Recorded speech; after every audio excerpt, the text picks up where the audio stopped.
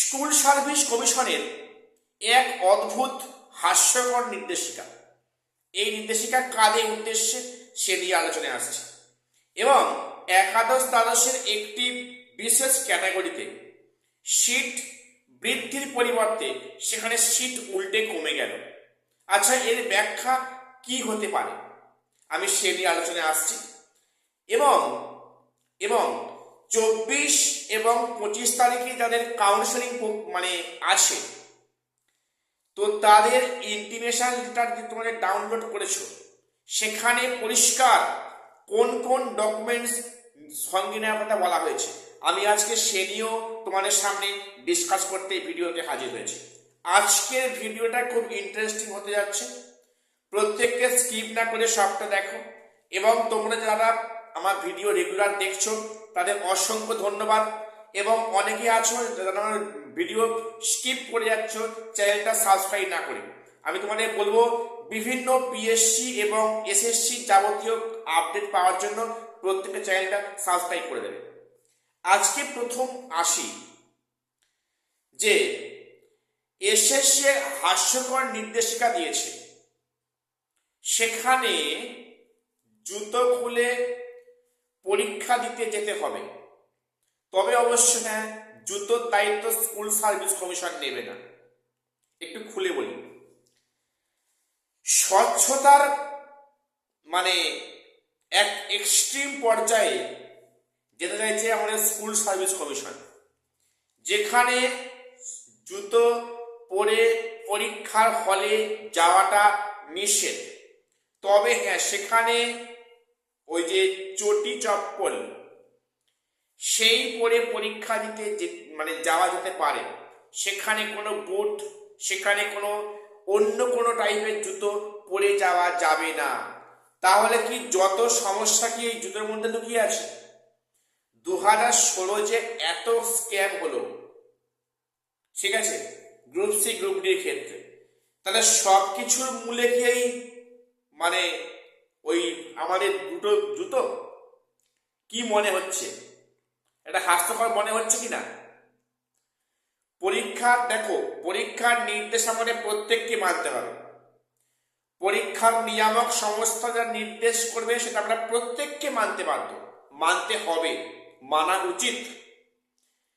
তো এখানে 2016 সালে কি যত স্ক্যাম কি এই জুতো কিনে হয়েছিল, সেখানে যারা টাকা দিয়ে গ্রুপ সি গ্রুপ ডি চাকরিগুলো কিনলো, যাদের জন্য কিছু যোগ্য গ্রুপ সি গ্রুপ ডি আজকে চাকরি হারা, বেতন হারা, তো সেই যারা অযোগ্য যারা গ্রুপ সি গ্রুপ ডি যারা টাকা দিয়ে চাকরিটা পোস্টটা কিনেছিল, তো তাদের কি সবই সমস্যা কি ওই দুটো জুতোর মধ্যে লুকিয়ে আছে?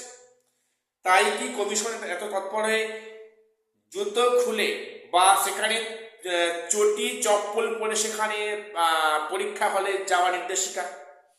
জানি না, এটা প্রত্যেককে মানবে, অবশ্যই মানতে হবে, আমরা মানতে বাধ্য, প্রত্যেকে আমরা এটা মানবো।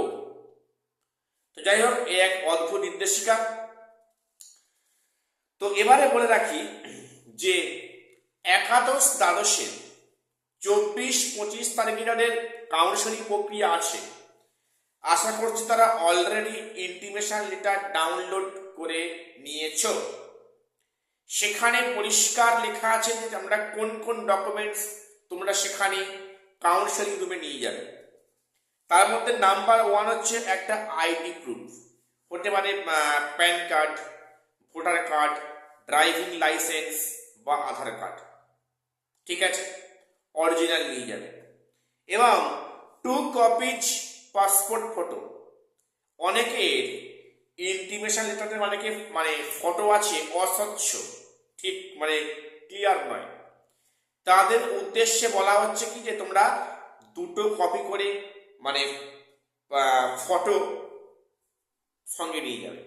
আমি তোমাদের বলছি, ইন্টিমেশন লেটারে ফটো যেমন ভারী হোক, তোমরা প্রত্যেকে 2 ফটো সঙ্গে নিয়ে যাও, ঠিক আছে, দিতে কোনো ক্ষতি নেই, অবশ্যই নিয়ে যাবে।